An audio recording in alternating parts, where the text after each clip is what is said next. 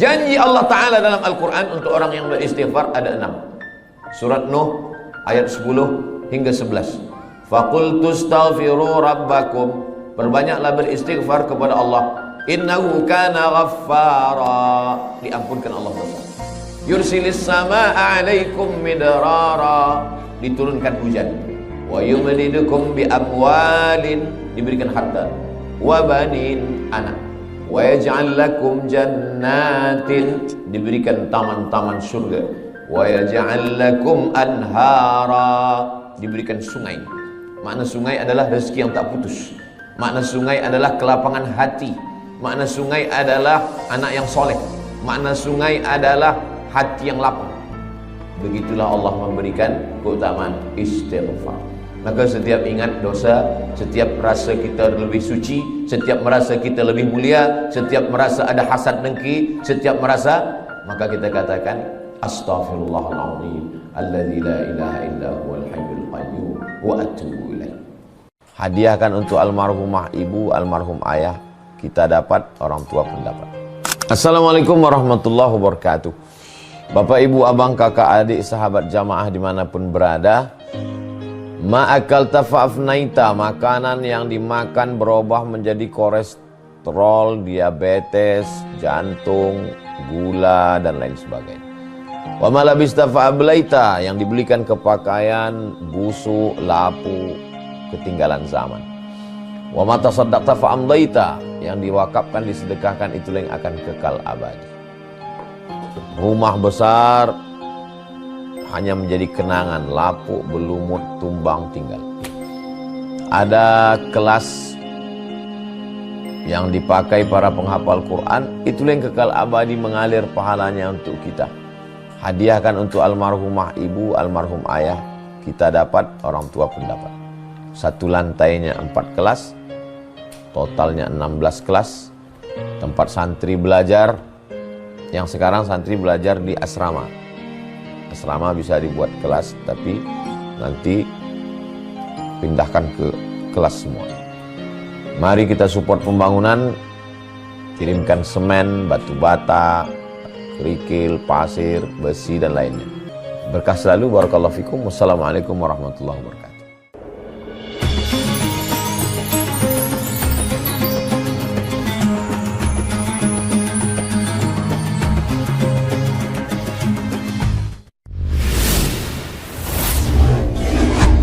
Siap mulai berhenti, amal jariah terus mengalir walau sudah mati.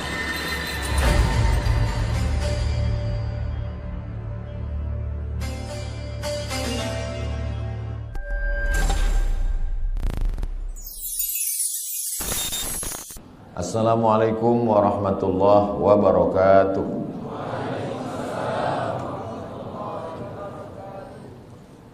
Alhamdulillah wassalatu wassalamu ala rasulillah sayyidina wa maulana Muhammad ibni Abdillah wa ala alihi wa sahbihi wa man da'a bi da'watihi wa istanna bi sunnatihi ila yaumi liqa'i rabbih wa ba'd.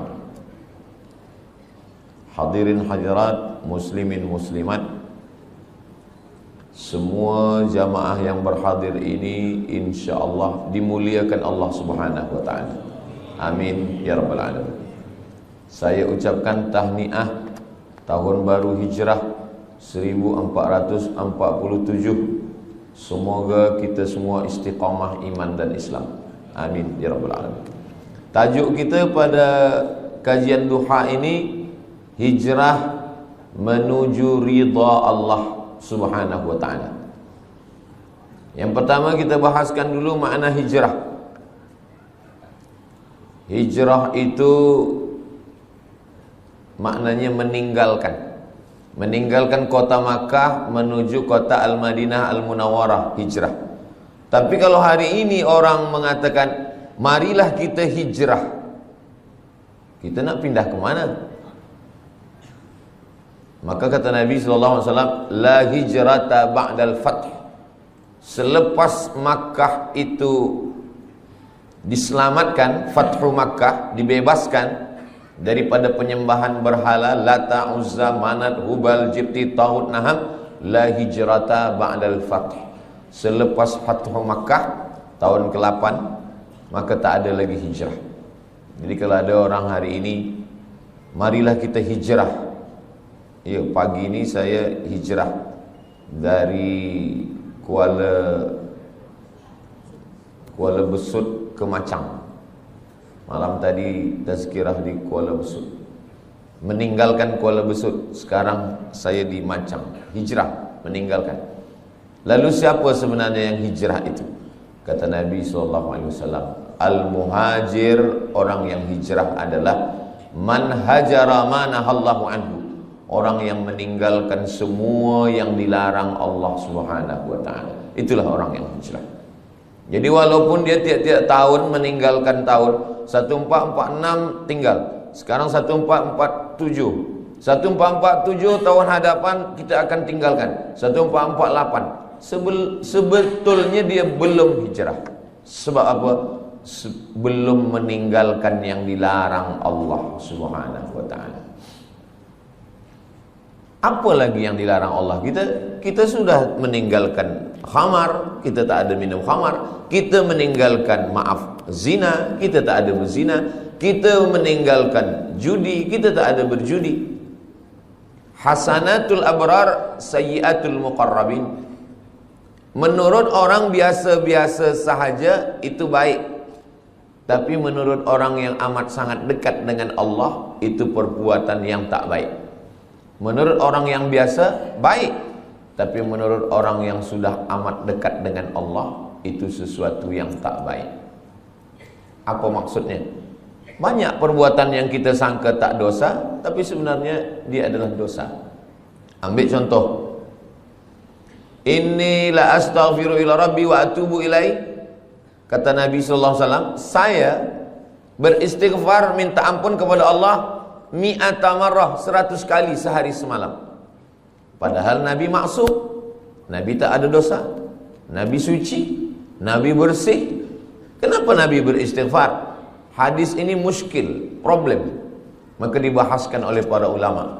Kenapa Nabi beristighfar 100 kali sehari semalam? Padahal dia tak ada dosa, tak ada silap, tak ada salah. Rupanya dosa Nabi bukan minum khamar, na'udzubillah, bukan syirik, na'udzubillah. Dia merasa kalau dia lupa sesaat sahaja, dia sudah anggap itu sebagai dosa kepada Allah Subhanahu wa taala. Jadi makna hijrah adalah meninggalkan sesuatu walaupun nampaknya kecil, tapi dia membuat kita jauh daripada Allah Subhanahu wa taala. Saya sudah hijrah, Ustaz Abdul Samad. Saya tak ada buat dosa lagi. Ketika kita mengatakan kita tak berdosa, sebenarnya kita sedang berdosa. Dosa kita apa? Dosa merasa diri kita suci. Orang yang pernah berbuat dosa, selepas itu dia bertaubat, lebih baik daripada orang yang merasa beramal lalu melihat orang lain adalah penghuni neraka. Maka kita ini adalah orang yang pernah berbuat salah, pernah silap, pernah khilaf, pernah melanggar sunnah Rasulullah sallallahu alaihi wasallam. Selepas itu kita bertaubat kepada Allah Subhanahu wa taala. Maka kalau kita tengok dalam sembahyang, dari mula takbiratul ihram sampai kepada salam, dari mula kita angkat tangan Allahu Akbar sampai kepada salam, tidak ada di dalam sembahyang itu doa jauhkan aku dari riba, jauhkan saya dari zina, jauhkan saya dari khamar. Tak ada. Cubalah tengok bacaan solat itu. Tapi dia mengajarkan kita untuk merenung amal yang kecil-kecil. Manakala kita angkat tangan Allahu Akbar, apa maknanya? Orang yang merasa diri dia besar, saya yang paling besar, saya yang paling mulia, saya yang paling hebat, saya yang paling utama, maka pada saat itu dia sudah berdosa. Maka dia katakan, yang besar hanya engkau saja ya Allah. Allahu Akbar kabira. Selepas itu, walhamdulillahi katsira. Puji. Banyak manusia ini gila sebab puji. Dipuja, dipuji, disanjung tinggi. Maka saat itu kita katakan, yang memiliki segala pujian hanya Allah. Walhamdulillahi katsira. Apa dosa kita lagi? Dosa yang ketiga, merasa diri suci. Orang kalau sudah merasa diri suci, maka yang lain dia tengok kotor.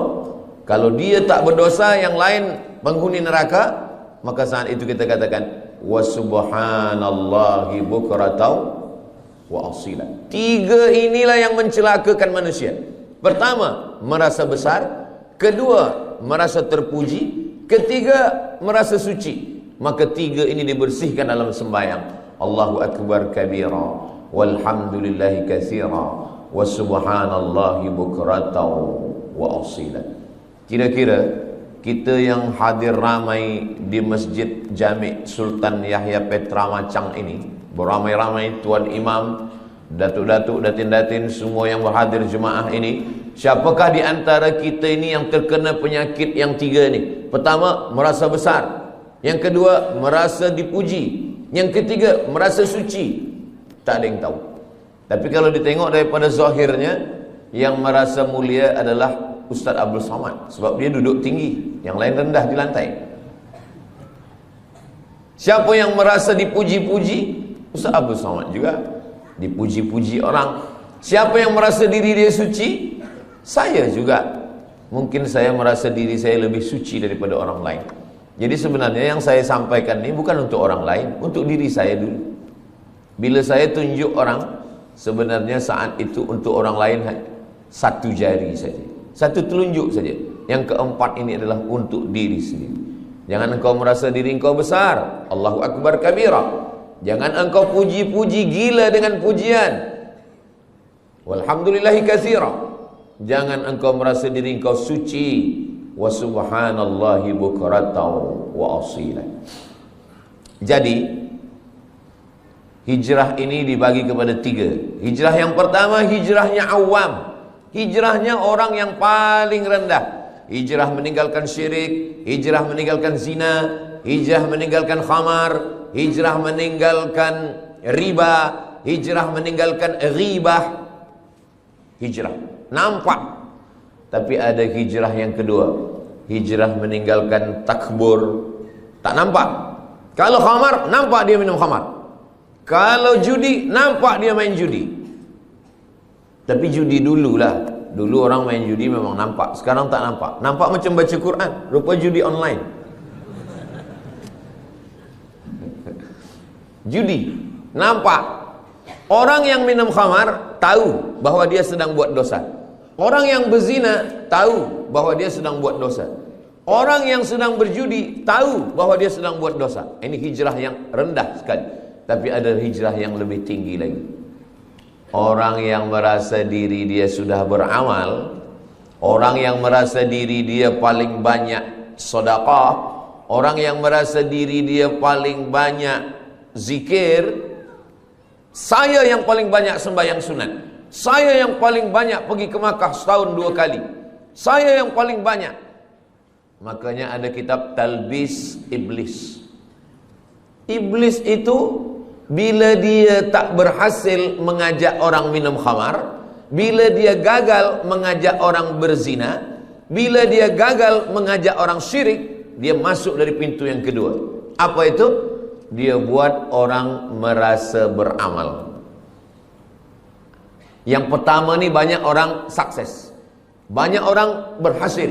Dia tidak berjudi, dia tidak berzina, dia tidak minum khamar. Tapi manakala iblis masuk dari pintu level yang kedua, yang lebih tinggi, yaitu merasa diri lebih mulia, merasa diri sudah banyak amal, merasa diri penghuni surga, merasa yang lain adalah kotor. Pada saat itu, apa kata Nabi SAW? Man kana fi qalbihi, siapa yang dalam hatinya mithqala habbatin min khardalin min kibrin, siapa yang dalam hatinya ada sombong, angkuh sebesar biji sawi, la yadkhulul jannah, tak masuk surga. Man kana fi qalbihi, siapa yang dalam hatinya mithqala habbatin min khardalin min kibrin, ada sombong, merasa diri lebih saja. Iblis masuk ke dalam neraka bukan kerana digoda syaitan. Tidak ada satu pun ayat, tak ada satu pun hadis yang mengatakan bahwa iblis masuk ke neraka kerana digoda syaitan. Tak ada. Sebab apa? Sebab syaitan Dialah induk setan. Macam mana setan nak goda dia? Iblis tidak pernah menyembah Lata, Uzza, patung, kayu, batu, hantu, tak ada. Iblis tidak menyembah apapun. Dia menyembah Allah. Lalu kenapa dia keluar daripada surga? Allah Ta'ala bertanya. Allah bertanya bukan Allah tak tahu. Allah Maha tahu. Tapi Allah nak bagi tahu bagi sesiapa sahaja yang tak tahu. Malaka anta takabbara fiha. Kenapa engkau merasa diri engkau besar? Engkau merasa diri engkau mulia, wahai iblis. Apa kata iblis? Khalaqtani min nar. Engkau ciptakan aku daripada api. Wa khalaqtahu min tin. Adam engkau ciptakan daripada tanah. Ana khairum minhu. Saya lebih mulia daripada dia. Iblis dikeluarkan daripada surga bukan kerana minum khamar, bukan kerana berzina, bukan kerana menyembah berhala, bukan kerana perbuatan yang zahir, tetapi kerana perbuatan yang batin. Jadi hijrah kita adalah meninggalkan yang zahir. Selepas itu level yang kedua adalah meninggalkan yang batin. Hasad, dengki, busuk hati, merasa mulia, merasa lebih hebat, merasa banyak amal. Tapi ada yang lebih tinggi lagi, lalai mengingat Allah Subhanahu wa ta'ala. Wala takum minal ghafilin. Jangan jadi orang lalai. Itu maka bila kita, semua gerak kita ini mesti cepat balik kepada Allah. Kenapa dalam Islam ni banyak betul doa. Nak makan, Allahumma barik lana fima razaqtana wa qina azabannar. Selepas makan, alhamdulillahilladzi at'amana wa saqana. Nak tidur, bismika Allahumma ahya wa amut. Jangan dibaca sekarang, boleh tertidur. Jaga daripada tidur. Alhamdulillahilladzi ahyana ba'da ma amatana wa ilaihin nusyur. Menengok muka di cermin, innalillahi wa inna ilaihi raji'un. Allahumma kama hassanta khalqi fahassin khuluqi. Kenapa banyak betul dalam Islam ni doa-doa? Naik kereta, subhanalladzi sakhkhara lana hadza wa ma kunna lahu muqrinin wa inna ila rabbina lamunqalibun. Bismillahi majriha wa mursaha inna rabbil ghafurur rahim. Kalau orang faham, sebenarnya setiap gerak kita mesti ingat kepada Allah Subhanahu wa ta'ala. Inilah hijrah level yang ketiga. Jadi kalau yang pertama mungkin kita dah tinggalkan semua yang haram-haram. Alhamdulillah Ustaz Somad, saya tak ada guna narkotik lagi, saya tak ada minum khamar, tak ada. Kenapa? Sebab tak ada yang jemput saya. Kalau free saya ikut juga. Na'udzubillah. Betul-betul lillahi ta'ala. Level yang kedua, bersihkan hati. Dia tak nampak lagi dosa-dosa yang tak nampak lagi, tapi dia ada dalam hati. Maka kata Nabi, ala fil jasadi mudghah. Di dalam badan ini ada seketul, ada segumpal, ada sekepal. Idza salahat salahal jasadu kullu. Kalau dia bersih, yang lain ikut bersih. Wa idza fasadat, kalau dia rosak, yang lain ikut rosak. Saya semalam bertolak daripada Pekanbaru Riau menuju Kota Baru. Masuk airport, kita lalu di pintu detektor. Kalau ada bawa besi atau bawa pisau, bawa apa, dia berbunyi. Dia berbunyi. Tak boleh lalu. Ustaz, jangan masuk dulu. Alhamdulillah. Kalaulah ada pintu macam itu juga, orang Jepun buatkan pintu detektor, tapi dia bukan untuk besi.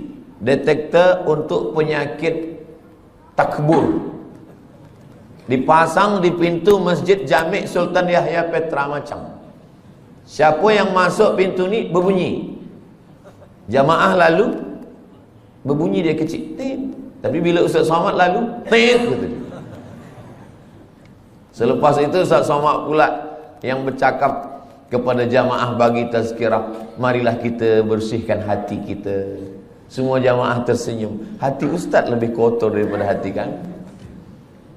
Sebenarnya kita dimuliakan Allah bukan kerana kita mulia, tapi kerana Allah masih sayang, lalu dia menutupi isi hati kita. Cuba kalau Allah tak sayang, sekali kita sombong, Allah tumbuhkan satu tai lalat di muka kita. Mungkin muka kita ini dah hitam semua. Sekali kita merasa hasad, terus saja dinampakkan Allah secara zahir. Tapi Allah masih sayang dengan kita. Allah masih tutup aib kita. Allah masih sayang dengan kita. Allah tak nampakkan itu di hadapan manusia. Maka amalan yang paling elok adalah amalan istighfar.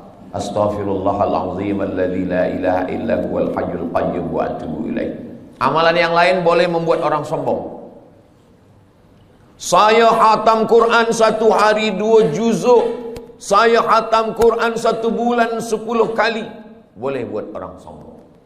Saya profesor. Boleh buat orang sombong. Tapi amalan istighfar.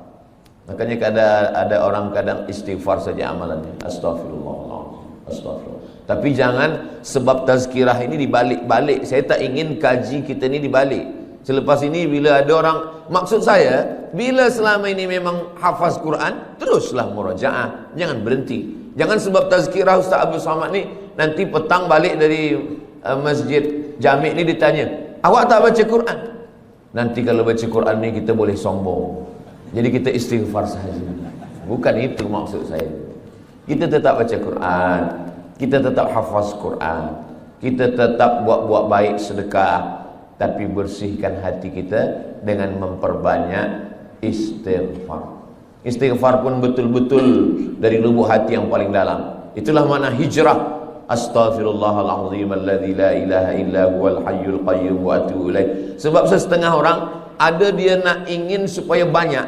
Sebab kata Tok Guru, engkau istighfar 100 kali sehari. Sebab dia nak banyak, maka istighfar ni dia cakap bunyi banyak-banyak hingga bunyinya pun tak nampak lagi. Bila kita dengar dekat entah apa-apa kan, macam makan bubur kacang hijau panas.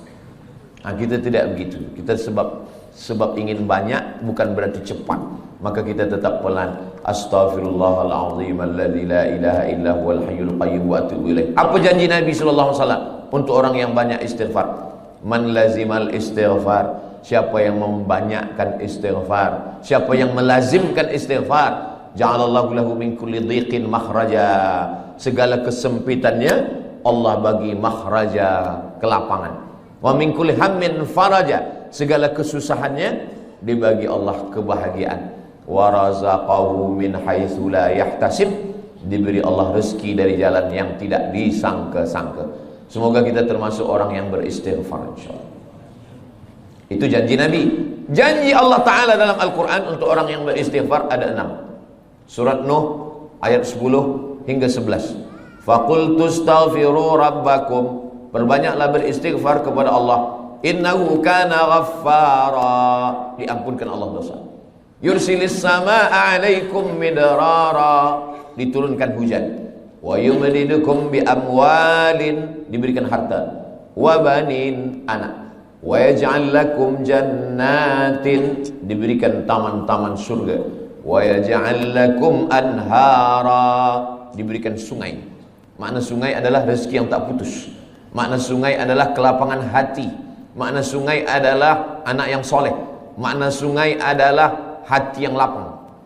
Begitulah Allah memberikan keutamaan istighfar. Maka setiap ingat dosa, setiap rasa kita lebih suci, setiap merasa kita lebih mulia, setiap merasa ada hasad dengki, setiap merasa, maka kita katakan astaghfirullahalazim alladzi la ilaha illa huwal hayyul qayyum wa atubu ilaih.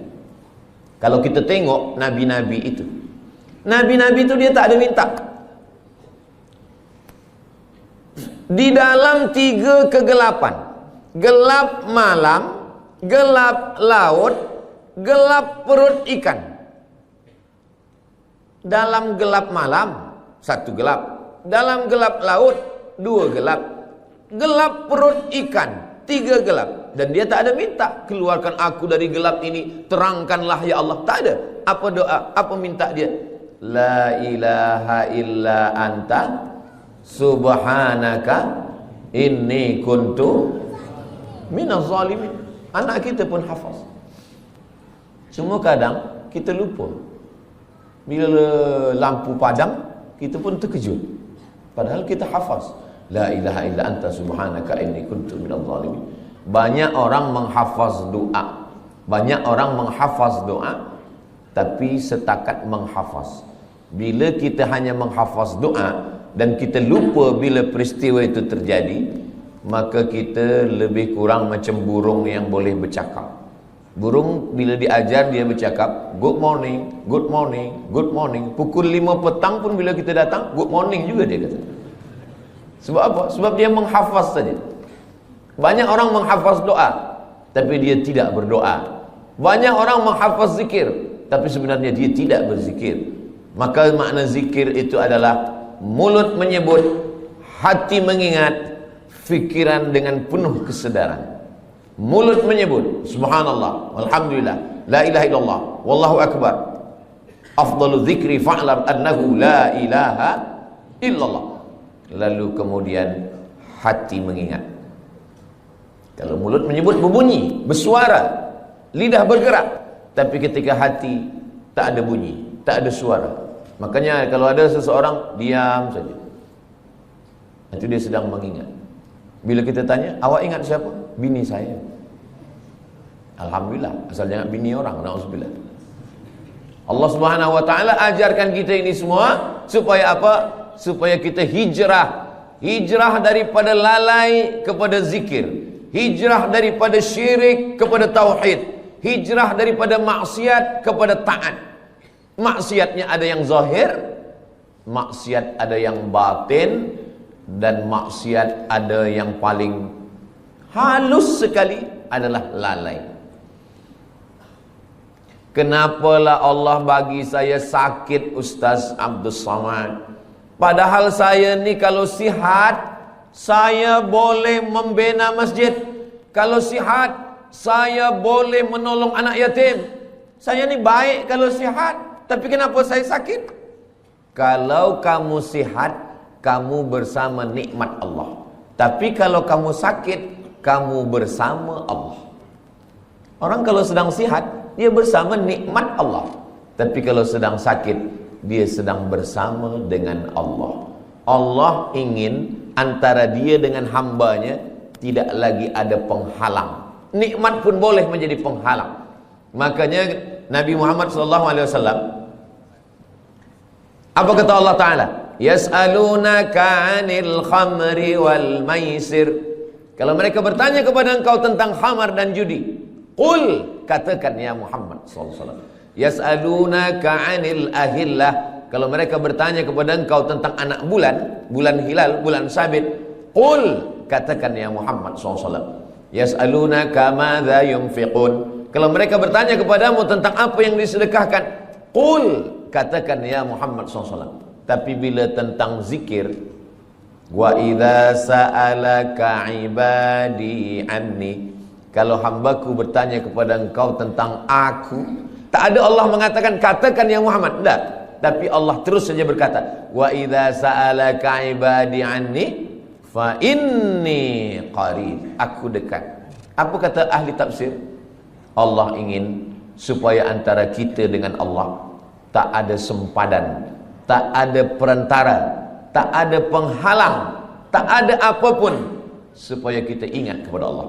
Jadi kalau kita dah buat baik, kita dah hijrah, kita dah taubat, tapi kita tetap juga dibagi Allah sakit, sebenarnya Allah ingin supaya kita sujud lebih lama, supaya kita mulut lebih banyak berzikir, supaya kita berdoa tangannya mengangkat ke atas, supaya kita melelehkan air mata.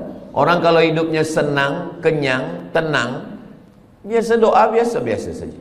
Tapi kalau dia sedang susah, payah, maka doanya lebih khusyuk. Orang kalau hidupnya senang, tenang, kenyang, doa biasa saja. Kadang doa pun tangan di atas kaki. Kalau ada orang berdoa tangan di atas kaki, itu sama maknanya nak bagi-bagilah ke tidak pun tak apa.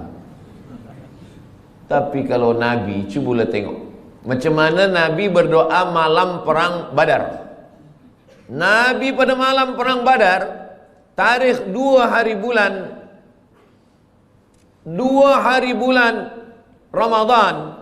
Pada saat itu Allah 17 Ramadan, Yaumal Furqan, Yaumal Taqal Jam'an, 17 Ramadan. Nabi sallallahu pada tahun kedua, kena 2 hijrah, Nabi sallallahu alaihi wasallam mengangkat kedua tangannya. Dan ketika itu Nabi meletakkan surbannya di bahunya, datang angin kencang jatuh. Biasa orang kalau surbannya jatuh dia angkat surban dulu. Tapi Nabi tetap. Datang Sayyidina Abu Bakar Siddiq. Hasbuka ya Rasulullah. Cukuplah itu ya Rasulullah. Nabi tetap juga berdoa kepada Allah Subhanahu wa taala. Jadi hijrah ini betul-betul kita hijrah, bukan setakat pindah dari tahun 1446, tapi kita pindah kepada tahun 1447, meninggalkan semua yang dilarang Allah Subhanahu wa taala. Hijrah. Tajuk kita kajian duha ni 2. Pertama hijrah, yang kedua menuju ridha Allah. Hijrah daripada maksiat kepada taat, hijrah daripada lalai kepada zikir, hijrah daripada bakhil menuju kepada sedekah. Alhamdulillah Ustaz Somad, dulu suami saya ini orangnya bakhil, tapi selepas 1447 ini, selepas dia mengaji duha dengan Ustaz Abu Somad, sekarang dia sudah baik. Dulu semasa dia bakhil, kalau ada orang membina masjid, buat tahfiz Quran, dia bagi RM1 saja. Sekarang RM1 1 sen. Merubahlah agak banyak sikit. Nabi SAW mengatakan, yatsba'ul mayyita salasun, yang mengiringi mayat jenazah orang mati tak banyak. Walaupun Ustaz Abdul Samad mati, ramai jamaah datang, tapi sebenarnya 3 saja. Yang pertama, mal, harta, kereta, motosikal, semua ikut mengiring, tapi sampai ke tempat parking saja. Yang kedua, ahluhu, isteri, anak, menantu, kawan, sahabat, jiran, semua ikut mengiring, tapi hanya sampai ke tepi liang lahat saja. Yarji'usnani, yang 2 ni balik ke rumah. Wa yabqa wahidun, yang kekal, yang tinggal hanya 1. Wa amaluhu amal. Dan di antara amal yang banyak ini, ada haji, ada umrah, ada zikir, ada hafaz Quran, ada baca Quran. Di antara 3 amal-amal yang banyak pun, di antara amal itu, orang-orang mati itu kalau ditanya dia, wahai mayat-mayat, wahai jenazah-jenazah, wahai orang mati, maukah kamu hidup lagi? Dalam Al-Quran Allah Ta'ala bercerita khas untuk itu. Orang mati itu menjawab, laula akhartani ila ajalin qarib, ya Allah, kalau engkau bagi kami hidup lagi, bagilah kami hidup lagi ya Allah. Qarib, kejap, sikit saja, 1 minit, 1 second pun boleh engkau bagi hidup kami. Kata Allah Ta'ala, kalau aku bagi kamu hidup, kamu nak buat apa? Mereka tak ada cakap kami nak buat haji, tak ada. Kami nak buat umrah, tak ada. Kami nak buat sembahyang, tak ada. Lalu Allah tanya, kamu nak buat apa kalau aku bagi hidup? Fa'as-saddaqa, kami ingin bersedekah. Kami ingin bersedekah. Maka hijrah maknanya dari bakhil kepada sedekah. Mari kita lancarkan kutipan derma. Sebenarnya saya nak masukkan ini bagi tujuan sumbangan pembangunan Ma'had Tahfiz Al-Quran dan tabung pengimarahan Masjid Sultan Yahya Petra Macang. Jadi nanti bila dah tegak berdiri Ma'had Tahfiz Quran, anak-anak kita menghafaz, membaca Quran pagi, petang, siang, malam, zuhur, asar, maghrib, isyak, subuh, tahajud, witir, duha, mengalirlah pahalanya untuk kita semua hingga hari kiamat insyaAllah. Isikan ke jangan saya yang isi, bawakan kepada semua jamaah, supaya itu akan menjadi amal jariah yang akan menjadi bekal kita nanti menghadap Allah Subhanahu wa ta'ala. Kemana duit ringgit tadi? Hilang pula. Iya, bagi masuk. Duit yang banyak, lama hidup banyak dirasa, jauh berjalan banyak ditengok. Saya dah pergi ke mana-mana tempat, belum pernah. Saya dah pergi ke Sabah, saya pergi ke Sarawak, saya pergi ke Miri, saya pergi ke Terengganu, saya ke Selangor, saya ke Johor, Kuala Lumpur.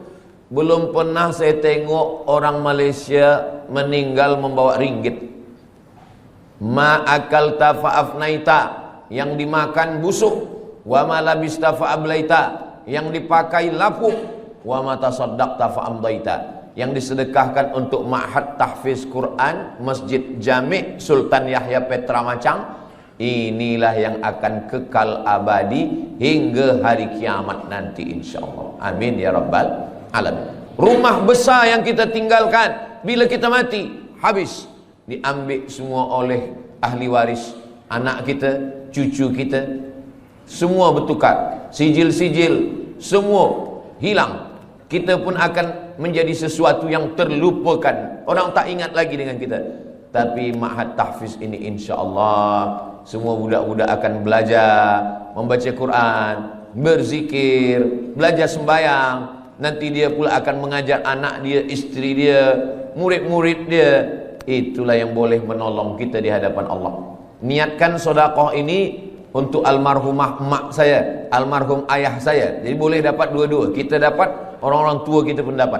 Datang sahabat Nabi namanya Sa'ad, berjumpa kepada Nabi Muhammad sallallahu alaihi wasallam. Ya Rasulullah, ummi matat, mak saya sudah meninggal dunia. Afa atasaddaqu anha? Kalau saya bersedekah, sampaikah sedekah ini kepada almarhumah mak saya? Kata Nabi sallallahu alaihi wasallam, tasaddaq, bersedekahlah. Itu dalil bahwa sedekah ini sampai. Ayu sadaqatu afdal? Apa sedekah yang paling afdal? Kata Nabi, suqiya al-ma, memberi air minum. Kalau air minum saja sampai, apalagi kelas tahfiz. Kalau air minum saja sampai, apalagi gedung binaan yang tinggi, 2 aras, 3 aras, 4, budak-budak boleh belajar sembahyang. Maka insyaallah itu menjadi cahaya sesuai dengan doa kita, Allahumma ja'al quburahum raudatan min riyadil jinan, jadikan kuburnya salah satu daripada taman-taman surga insyaallah. Amin ya rabbal alamin.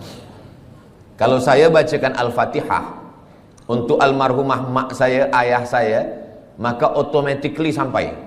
Tapi kalau saya nak bacakan Al-Fatihah untuk orang lain, saya mesti sebutkan ila ruhi fulan bin fulan, fulanah binti fulan. Itu maka bila malam tahlil kita baca ila arwahi fulan bin fulan wa fulanah binti fulan. Sebab apa? Sebab orang lain.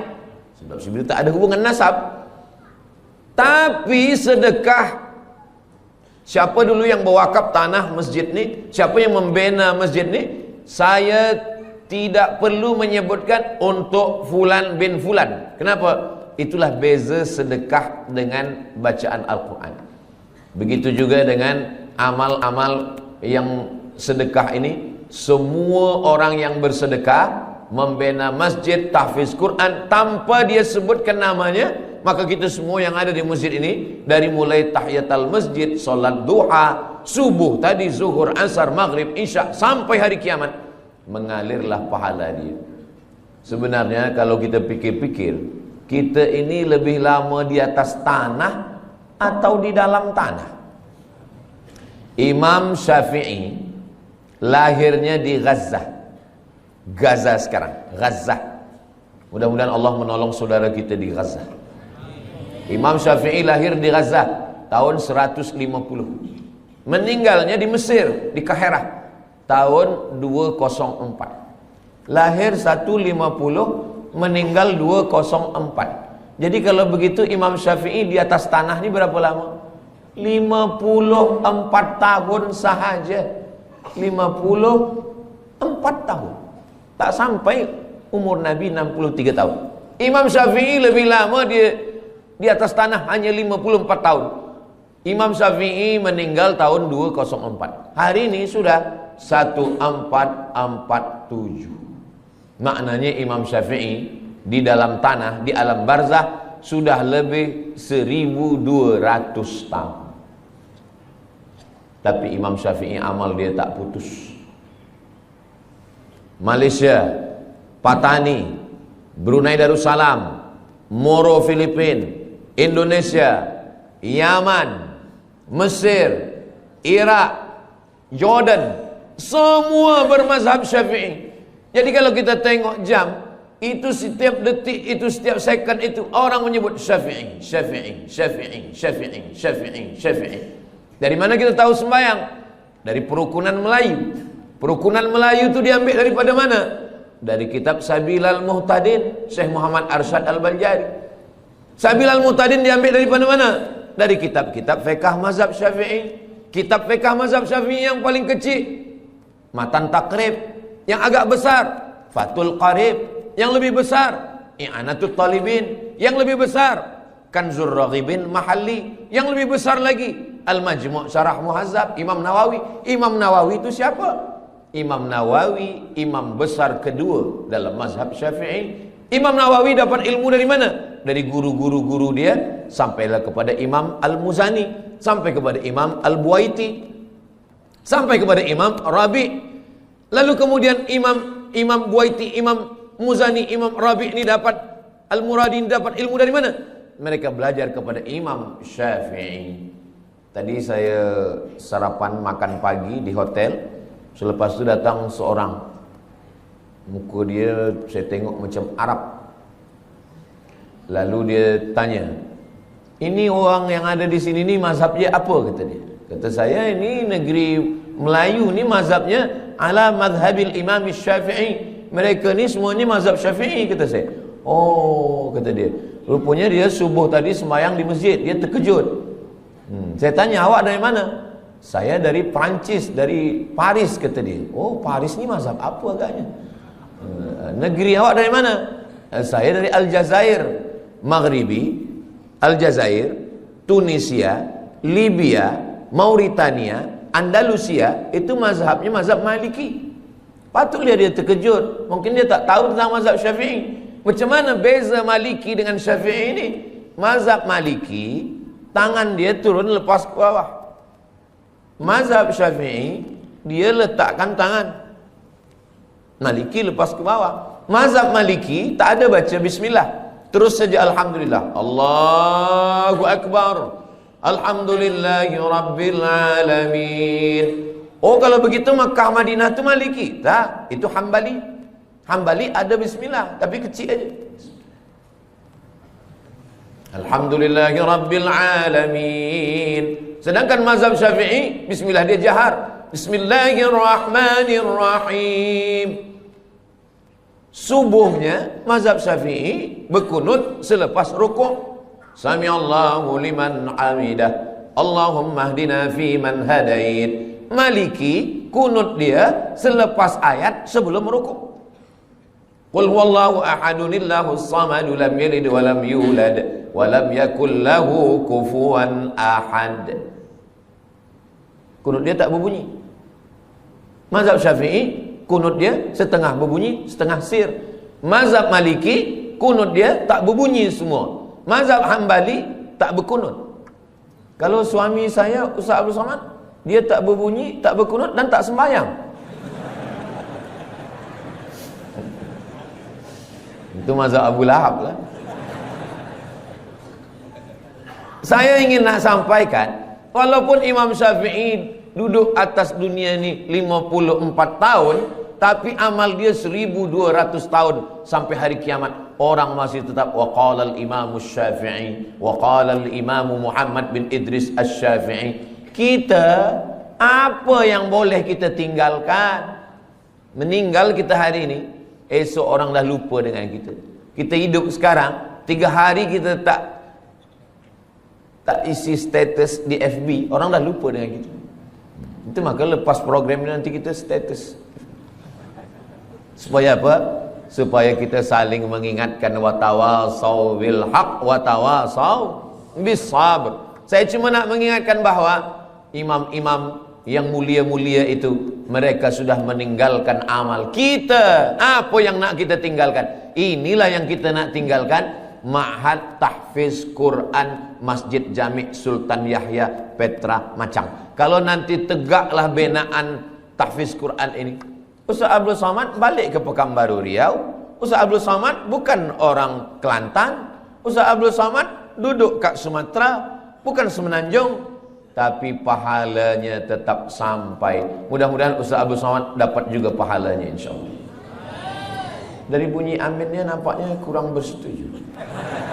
Amin ya rabbal alamin. Tajuk kita kajian duha ini 2. Yang pertama, hijrah. Yang kedua, menuju ridha Allah. Hijrah kita dah bahas, sekarang kita bahas tentang ridha Allah. Apa ridha ini? Ridha ini, kata ulama, makna ridha adalah sururul qalbi bimururil qada. Itulah ridha. Sururul qalbi bimururil qada. Hati merasa senang ketika takdir Allah berlaku pada diri. Itulah dia ridha. Hati senang ketika takdir Allah berlaku pada diri. Saya sudah pikir-pikirkan. Sembayang insya-Allah kita boleh. Puasa insya-Allah kita tahan. Keluar duit pergi haji, tawaf, sa'i, wukuf di padang Arafah, mabit di Musdalifah, Mina, melontar jumrah, insya-Allah kita sanggup. Diri saya sendiri, yang paling berat dalam ajaran Islam ini adalah ridha. Ridha inilah yang paling berat. Maka saya jarang sekali membahaskan tentang ridha, sebab ridha ini berat. Tapi bila saya sampai ke Masjid Jami' ini, saya tanya Tuan Imam, apa tajuk kita? Hijrah menuju ridha Allah. Ini mesti saya sampaikan. Tak boleh tak disampaikan. Sururul qalbi bimururil qada. Petang semalam saya duduk dengan ahli keluarga yang menjadi aksiden beberapa waktu lalu, meninggal beberapa penuntut student daripada Terengganu dalam aksiden bas. Lalu kemudian saya diminta untuk menyampaikan ayat-ayat Al-Quran untuk memberikan kesabaran, ketabahan.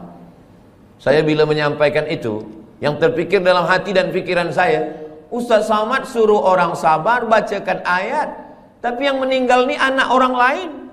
Macam mana kalau anak Ustaz yang kena? Mungkin kalau anak saya yang berlaku pada anak saya, ahli keluarga saya, mungkin ayat itu pun hilang, hadis-hadis itu pun terbang. Tapi itulah Allah Subhanahu wa taala. Maka dia suruh ketika orang lain yang kena musibah, kita yang memberikan kesabaran. Ketika ada dua orang perempuan, seorang perempuan ni anak dia meninggal, datanglah jiran dia mengatakan, sabar, engkau sayang pada anak engkau, Allah lebih sayang. Allah pinjamkan anak itu kepada engkau setahun, 2 tahun, lepas tu dia ambil. Sabar ya, sabar. Lalu jiran dia ni pun sabar. Rupanya tak lama selepas itu anak dia pula meninggal. Menangis dia lebih kuat lagi. Rupanya kita ni paling senang adalah menasihati orang lain. Tapi bila kita yang terkena, suatu ketika Nabi lalu dikubur. Masa Nabi dilalu dikubur tu, rupanya ada seorang perempuan sedang berziarah di kubur anaknya. Kata Nabi, sabar. Sabar ya, kata Nabi. Dia marah. Apa kata dia? Alaika anni innaka lam tusab bi musibati. Pergi engkau sana. Jangan suruh saya sabar. Engkau mengatakan suruh sabar-sabar tu sebab engkau tak kena musibah macam saya. Pergi sana. Selepas itu orang bagi tahu dia, kamu tahu tak siapa yang kamu halau tadi? Tidak, itu Nabi. Oh. Lepas itu dia pun pergi jumpa Nabi SAW. Ya Rasulullah, maafkan saya. Saya tadi memang tersilap, terlupa saking susahnya hati saya. Saking kan sedihnya hati saya, anak saya meninggal, maka saya halau engkau ya Rasulullah. Kata dia, sekarang saya dah sabar ya Rasulullah. Apa kata Nabi? Innamas sabru fi sadmatil ula. Sabar itu pada pukulan yang pertama. Pada saat kita terpukul yang pertama, disitulah nampak mana yang ridha, mana yang tidak. Mudah-mudahan kita dibagikan Allah keridhaan insyaAllah. Ustaz, pernahkah mengalami musibah? Ya, saya ikut exam untuk menjadi pensyarah. Dari mula bawah saya dah ikut.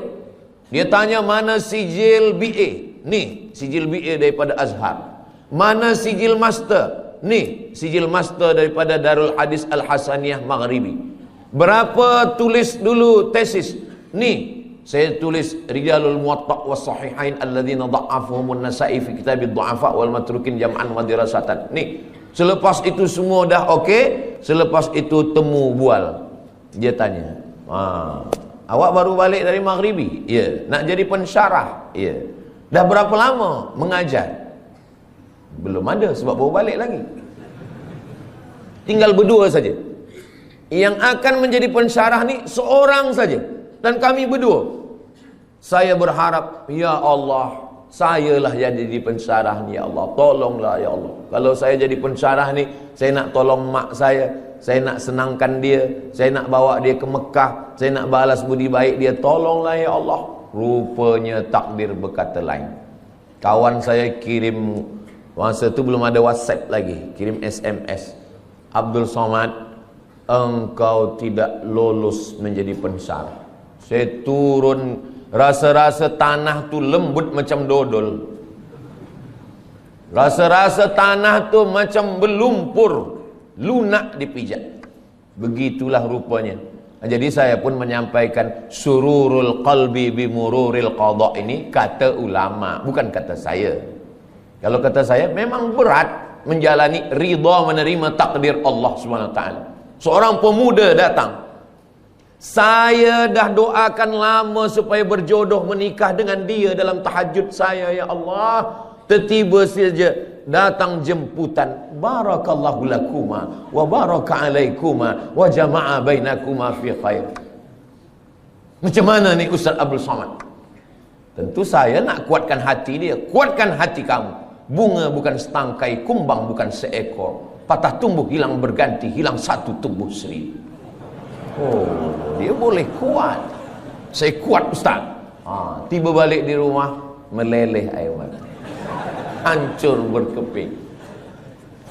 Saya nasihatkan kepada pemuda-pemuda belia-belia, maka lapangkan hati, pandang jauh dunia. Dunia ini, jangan menjadi pemuda belia berkata, engkaulah perempuan satu-satunya. Itu bohong, dusta. Begitu banyak perempuan. Saya saja, saya yang udah tua macam ini, yang umur sudah 48 tahun, lahir 18 hari bulan Mei 1977, udah tua, kurus, hitam. Cubalah tengok di komen-komen Instagram, di YouTube tu, masih ada orang tulis, Ustaz Abdul Somad, jadikan saya yang kedua ya. Saya nak bagi tahu supaya dunia ni bukan sempit betul. Dunia ni sebenarnya lapang. Lalu yang membuat dunia ni sempit siapa? Kita sendirilah yang membuat dunia ni sempit. Dunia ini adalah apa yang ada dalam fikiran kita. Makanya Nabi Musa dengan Nabi Muhammad SAW itu beza. Kalau Nabi Musa itu dia berdoa, Rabbi syrahli sadri, lapangkan dadaku, wa yassirli amri, mudahkan urusanku, wahlul uqdatan min lisani, lancarkan lisanku, yafqahu qauli, supaya orang faham apa yang aku sampaikan. Tapi Sayyidina Muhammad sallallahu alaihi wasallam, dia belum berdoa Allah dah bagi. Apa kata Allah? Alam nashrah laka sadrak, sudah aku lapangkan dadamu. Maka saya dua-dua ini saya pakai, Rabbi syrah li sadri wa yassir li amri wahlul 'uqdatam min lisani yafqahu qawli. Tapi yang untuk Nabi Muhammad pun saya baca juga, alam nashrah laka sadrak wa wada'na 'anka wizrak alladhi anqadha dhahrak wa rafa'na laka dhikrak. Dua kali Allah ulang, fa inna ma'al usri yusra. Sekali lagi, inna ma'al usri yusra. Kenapa diulang dua kali? Kata ahli tafsir, at-tikrar lit-taukid. At-tikrar, diulang-ulang itu lit-taukid, untuk menekankan makna. Esok kabar-kabarnya Ustaz Somad datang ke Masjid Jami' Sultan Yahya Petra Macang. Betul. Tapi dia ragu, dia tanya lagi, betul kah Ustaz Somad? Betul, betul, betul. Dia ragu, dia tanya 3 kali, betul kah Ustaz Somad esok datang? Wallahi, tallahi, billahi, dia datang. Rupanya betul-betul datang. Jadi pengulangan itu maka diulang Allah. Fabi ayyi ala'i rabbikuma tukadziban. Kenapa kamu masih mendustakan lagi nikmat Allah Subhanahu wa taala? Nah, macam mana kita boleh mencapai sururul qalbi bimururil qada? Ustaz Abdul Somad nak bahaskan tentang hati senang menerima takdir. Dia pun dulu waktu menerima takdir itu dia risau, dia gelisah, dia susah. Kita semasa senang banyak kawan, semasa gelak banyak sahabat. Tapi bila kita susah, kita sedang dipertemukan dengan teman sejati. Orang yang senang, ketawa, banyak kawan. Tapi kalau kita sedang susah, disitulah kita punya sahabat yang baik. Ketika Nabi dikejar dalam peristiwa hijrah, siapa sahabat-sahabat yang paling dekat? Sayyidina Abu Bakar Siddiq, Sayyidina Ali bin Abi Talib. Maka kalau kita ingin ridha kepada takdir Allah, jangan bersendirian. Man syadda finnar, siapa yang sendiri-sendiri masuk neraka. Alaikum bil jamaah, maka hendaklah kita berjamaah. Masalul mukminin kamasalil asjar. Orang beriman ini macam pokok kayu. Pokok kayu kalau dia sebatang, datang angin kencang patah. Tapi kalau pokok kayu ini ramai, pokok kayu yang ramai, datang angin dari sini, ditolong kayu yang ini. Datang angin dari sini, ditolong kayu sini. Maka kita bersama-sama berjamaah, jangan bersendirian. Sembahyang berjamaah. Ini kadang pemuda belia ni sekarang bila kita tanya, kenapa awak tak pernah datang ke masjid jami? Saya tengok tak pernah ke surau. Kenapa tak sembahyang berjamaah? Saya nak jaga hati saya supaya jangan riak. Ini kerja setan. Kata setan, awak jangan sembahyang ke masjid. Nanti bila sembahyang ke masjid, hati awak riak, dipuji orang, ditengok orang, diambil gambar orang. Jadi awak baik sembahyang di kamar, di bilik. Nanti bila dia sembahyang di bilik, apa kata setan? Kalau awak sembahyang, awak merasa sudah beribadah. Jadi yang paling elok jangan sembahyang. Alladzi yuwaswisu fi sudurin nas minal jinnati wan nas. Yang berbisik ni dua. Yang pertama jinnati, yang kedua nas. Kalau yang berbisik ini jinnati, senang kita nak halau dia. Allahu la ilaha illa huwal hayyul qayyum. Tapi kalau yang berbisik ini nas, kita halau dia dengan ayat kursi, dia hafaz Yasin. Maka berjamaah supaya kita senang menerima takdir Allah berjamaah. Bila kita lupa, bila kita silap, bila kita khilaf, bila kita selalai, ada orang lain yang ingatkan kita. Yang kedua, wasta'inu bis sabri. Sabri maknanya menahan. Sabri maknanya imsak. Sabri maknanya saum. Makanya bulan Ramadan itu disebut dengan fasum saumas sabri. Sabri menahan. Tahan tangan, jangan pukul-pukul pipi. Sebab dulu orang kafir musyrik jahiliyah bila ada keluarga dia mati dia potong. Rupanya sekarang ni saya tengok ada video, ada satu suku di Afrika ke di mana, bila ada keluarga yang mati, kita mesti sedih seperti mati. Maka bila ada keluarga yang mati, jari ni mesti dipotong. Iya kalau yang mati satu, kalau 10? Dalam Islam kita diajarkan untuk menahan. Tahan pipi, jangan dipukul. Tahan tangan, jangan menarik. Sebab dulu bila ada orang meninggal, menarik-narik rambut, mencakar-cakar muka. Syukur kalau yang ditarik rambut dia. Kalau rambut orang lain, wasaqqal juyub, mengkoyak-koyak baju. Jangan sampai. Maka kita tahan tangan. Lisan, mulut. Kenapa ayah saya, kenapa mak saya, kenapa isteri saya, kenapa suami saya? Tahan mulut. Maka mulut istirja. Inna lillahi wa inna ilaihi raji'un. Hati berzikir. La ilaha illallah, subhanallah, walhamdulillah, wa la ilaha illallah, wallahu akbar. Lalu kemudian bisabri, menahan. Tapi ada yang tak boleh ditahan. Air mata tak boleh ditahan. Air mata meleleh.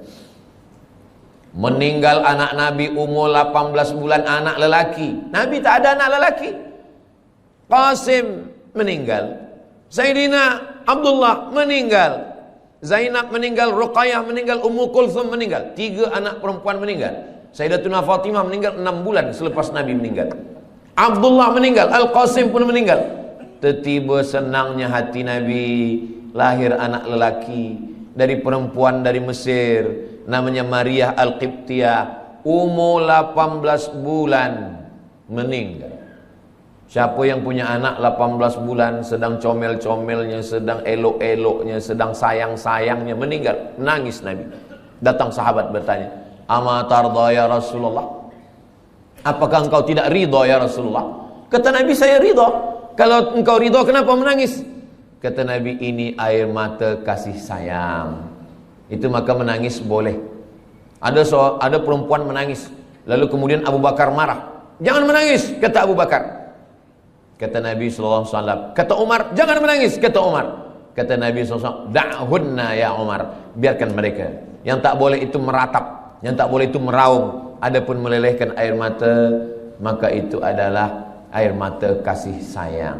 Bahkan Nabi ketika menguburkan sahabat namanya Utsman bin Maz'un, Nabi turun ke liang lahatnya, Nabi pegang jenazahnya, dan air mata Nabi meleleh hingga sampai kepada janggut Nabi.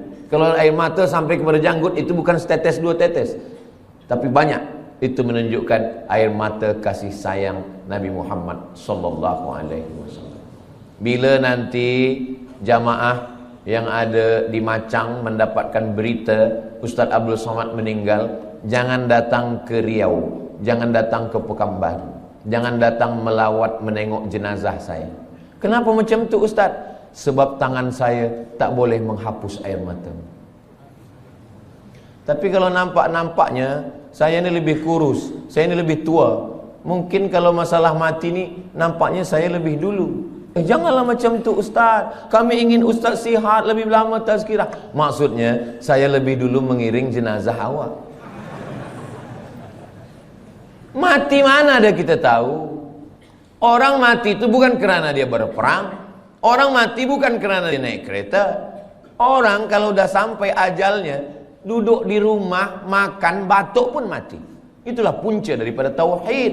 Tapi kalau manusia berpikir, kalaulah dulu dia tak pergi, kalaulah dulu dia begini, kalaulah dulu dia tak minum, kalaulah dulu dia tak banyak makan, kalaulah dulu, kalau.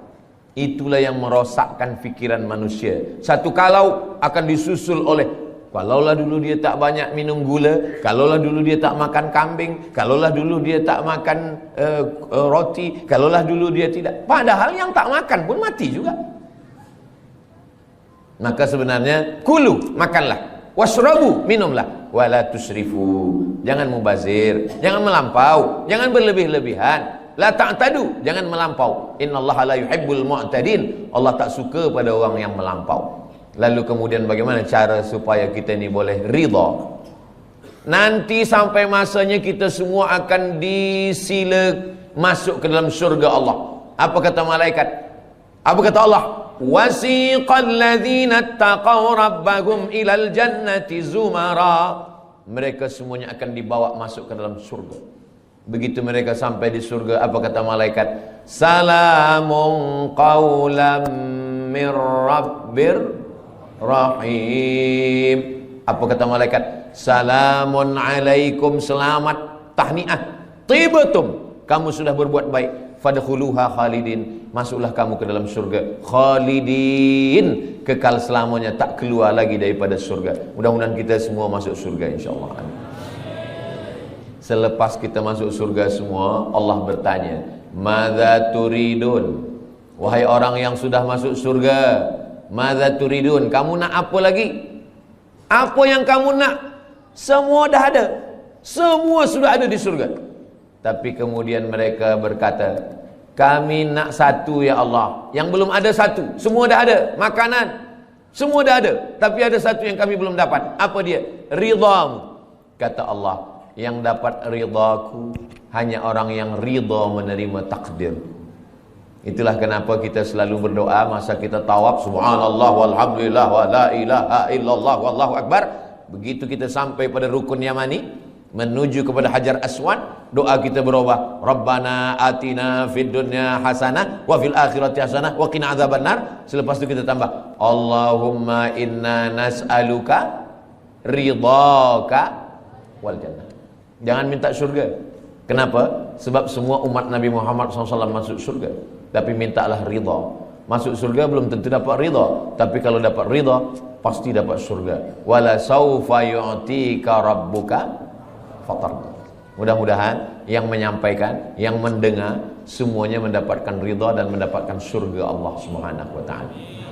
Itulah tajuk yang saya sampaikan pagi ini. Kajian duha kita adalah hijrah menuju ridha Allah Subhanahu wa taala. Tadi saya sampaikan pukul 9, sekarang sudah pukul 10, 60 menit. Itu biasa tazkirah Ustaz Abdul Somad. tak lebih, tak kurang. Mudah-mudahan apa yang saya sampaikan ini menjadi amal jariah buat kita semua. Kita sampaikan kepada kawan, sahabat, jamaah semua, dan kita semuanya hijrah, dan kita semuanya mendapatkan ridha Allah SWT. Amin ya rabbal alamin.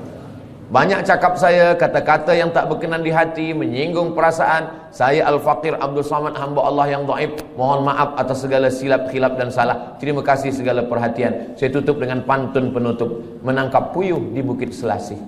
Thank you dan terima kasih. Wassalamualaikum warahmatullahi wabarakatuh. Demikianlah kajian Ustadz Abdul Somad tentang tanya jawab kehidupan. Nantikan kajian-kajian berikutnya hanya di channel Sobat Dunia Akhirat.